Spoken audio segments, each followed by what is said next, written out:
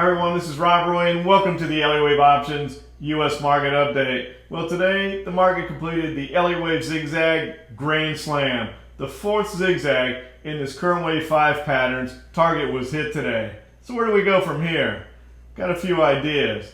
Interest rates caught a little bit of a bid today after tanking midweek, and Bitcoin continues its long consolidation. Let's look at the charts. At the time of this recording, it is late on Friday evening, and obviously the futures market is closed. So let's take a look at the charts. Well, with that fourth zigzag hit today, let's go back and take a look at a little bit of history. Going back to October of last year, when the market had completed this A impulse and the B correction right at that 61.8% fib level, we were talking about the 100% extension being at 381, and then boom, that 381 target was hit. Now, when you have a 100% extension, do you look to see if it's going to 161.8? Well, obviously, that's the next potential level. That's the extended level of the C wave of a zigzag. Well, how do you know if it's going to go there? Because it's completed exactly what it was supposed to do. It was supposed to go to 100%, but quite often we'll see 161.8% extension. At Elliott Wave Options, we take a look at our confirming indicators, my favorite, which is the DMI, to see what's the likelihood of going up to the next extended level. Well, in this case, the DMI looked pretty good. The ADX was curling up. It was only at 30, so not too far away from the conservative level of 25. I like the aggressive level of 20, but the ADX is moving up between the two directional indicators, a positive directional indicator moving to the upside. So the DMI was supportive of that move up to 420. And if you've been following along with our recordings, you know that, boom, 420 got hit dead on the nose back on April 29th. So now where do we go? Well, we look at another zigzag pattern that was located within the C wave of that larger zigzag pattern. It had already passed 100% at 410, so the level at 426 was the 161.8% level, because remember, we had already hit 420. So we passed this level, that was the next likely level, and boom, that level got hit on the 25th of June. So where do we go from here? Another zigzag identified within the C wave of that current Elliott Wave zigzag pattern in the wave 5. So we're at 61.8. The next potential target would be 100% extension at 436. And bam, 436 is where we are, hitting that target right dead on the nose. So going all the way back to October of last year, 4 zigzag patterns, the grand slam of zigzags, if you will, all completed. So what happens now? Well, I thought we'd take a look at something that we haven't really looked at much before, because now that's adding to the Fibonacci Elliott Wave resistance that we've been talking about over the last several weeks of, can the market move to the upside from here? Well, what we can look at is something called the Elliott Wave long range count. So it's a similar calculation, but longer wavelengths. So you know that Elliott Wave subdivides, so in the long range it allows for subdivisions within it, so you get the normal Elliott Wave count subdividing within the longer wave counts. So when we apply the Elliott Wave long range count, you can see that we're only at a 65% extension here. So that means that we could go higher? Well, again, take a look at our confirming indicators, and looking at the DMI, it actually looks pretty good. You can see that we have the negative directional indicator moving down. The ADX is up. It's moved above 20, which that's a tad more aggressive using the DMI, but it's an indicator that I like. I like the 20 level. I've just found that if the ADX is moving up and all the rules with the DMI are followed, breaking above 20, it's rare that it breaks above 20 and doesn't hit 25, so it gives us a chance to get in a little bit sooner and take a little bigger chunk of the move within a wave 3, 4, 5, whatever we're trading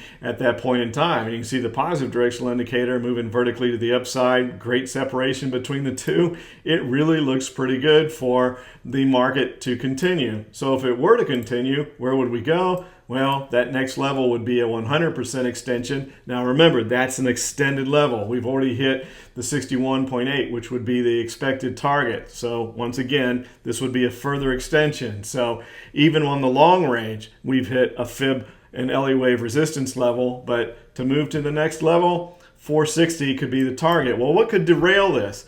Well, if you go back and look, we did a recording back in January of 2020. I mentioned this in our Trade Finder event on Tuesday night.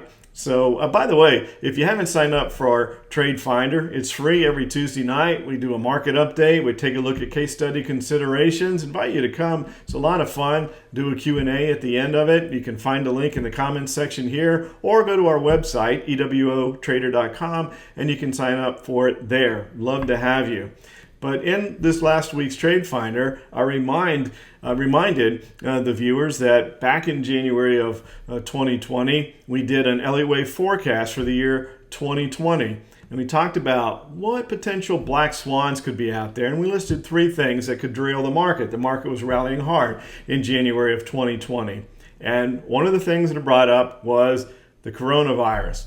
And it was in its infancy. It had just been discovered in China. And I said, oh, keep an eye on this. This could be something that spreads and may affect the markets. And boy, that turned out to be a pretty prophetic statement. Well, in Trade Finder Tuesday night, I brought it back up again. So can it be a black swan if you're talking about the same thing for a second time? I don't know that that necessarily counts as a black swan, but boy, the media is sensationalizing this Delta variant. Now, I don't want to make light of it. I'm not in the medical profession, but regardless of whether it is as deadly and as contagious as the media is making us to believe, it certainly looks like something could be afoot here. And then just this week, CNBC had a headline from scientists that say by the fall of this year, we'll all be wearing masks indoors again. So the mask mandate would come back. I don't think the government's going to go to the shutdown phase, although Sydney is in full-blown lockdown in Australia. So if you think that there's no signs of the scare of this Delta variant, it's there and real. Now, would it affect the markets the way it did in March of last year? I don't know, but could it be enough to derail this market rally and start the correction that we feel like is at least on the horizon? I think so. I think it's something that we at least need to take a look at. So just thought I would throw that out there. But if the market can continue to rally, and again, the DMI is supportive, so you trade what the charts give you until they change. So I can talk about the Delta variant and fears and potential economic repercussions of it all I want, but until the market starts to move in step with that concern, you just trade what the charts show. So right now, supportive of a move higher, 460 would be the next potential target. Also mentioned in the intro that interest rates had tanked, and look at that. If you take a look at the 10-day moving average and we go back and take away today into yesterday, you can see how significantly oversold we were, this big dip to the downside. What does that mean? To me, that is not a positive. Having interest rates drop like this, I think is foretelling economic weakness. It's certainly playing havoc with the financial sector. They just were getting to the point where there was a bit of a spread that they could make money off of, the 210, 10s and 30s, all that kind of stuff. And now we're taking it away. Spreads are compressing again, and financials just can't make money. Can the market rally much without the financial leadership? A lot of people don't believe so. Remember, we talked about this several weeks ago, that there's a theory out there that when you have a big run-up in rates, and they back off, that's foretelling a recession on the horizon. So was that already forecast back in March or April? Maybe. Well, one interesting thing is that the 10-year and the 30-year are exactly in lockstep now.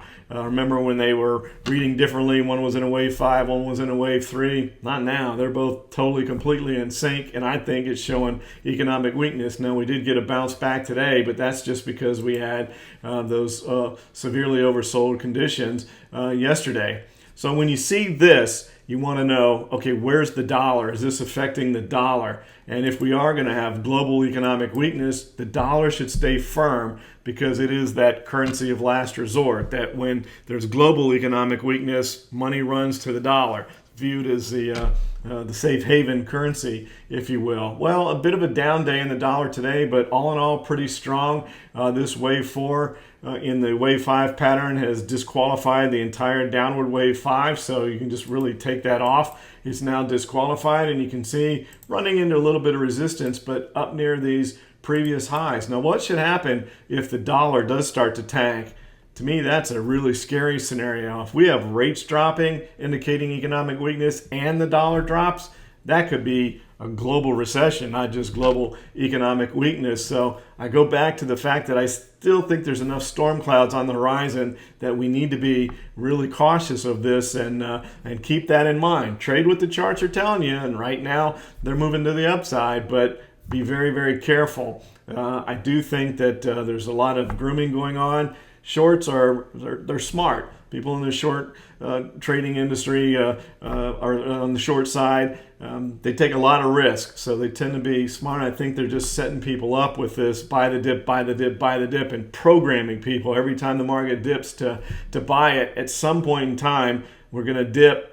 And it ain't going to be a buy the dip opportunity. We're going to dip and dip and dip, and it's going to continue down. When that comes remains to be seen. Also wanted to show you Bitcoin as it continues to consolidate in this huge descending triangle. And we've kind of highlighted the fact that just rounding the numbers off supports roughly 30,000, resistance at 40,000, back up here at this 100% extension. A really well-formed descending triangle here. And so Bitcoin looks like it's going to break. Which direction? I'm interested in your thoughts. Leave a comment in the comments section. Which direction do you think Bitcoin breaks? It's going to be a significant move, at least as identified by the size and the well formation, if you will, of this descending triangle. But does it break to the upside or the downside? Make a call. Let's see how things turn out. But it's going to be fun to watch regardless of which direction it goes, that's for sure. So looking at the VIX, as we always do, that 16 level that we've been talking about for quite some time,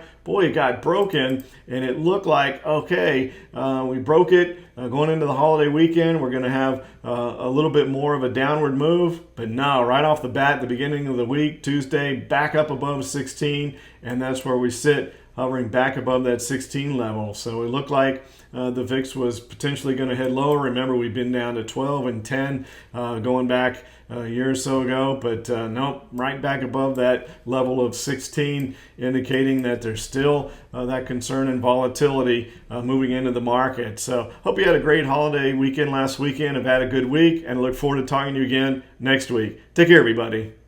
If you like these recordings, I'd like to invite you to join our new Trade Finder Live, where each and every week we do a live webinar where we talk about the market, but we also go a little more in depth into the technical analysis system that we utilize to forecast where the market's likely going to go, and also to identify trading opportunities. Get your free subscription today. Take care, everybody.